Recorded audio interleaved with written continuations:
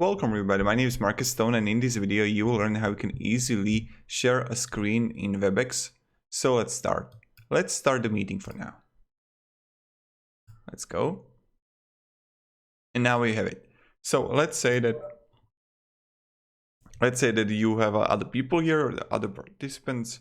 So what you want to do is just go to the third option here and it's named share content. Click on it. And now you have an option what you can share. So you can share the screen 1. This is my first monitor, or screen 2. This is my second monitor. Or you can share particular program. So let's say that, I don't know, let me show that I want to, I have Paint here. So I want to share Paint. And we can see it here.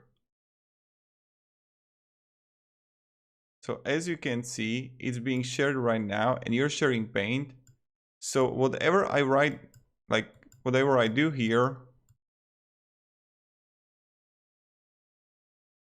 people can see, right? So really simple, really easy. So this is how you can share the screen here. If you have any questions, ask me down below in the comments. Also, you got like video here, you can record it.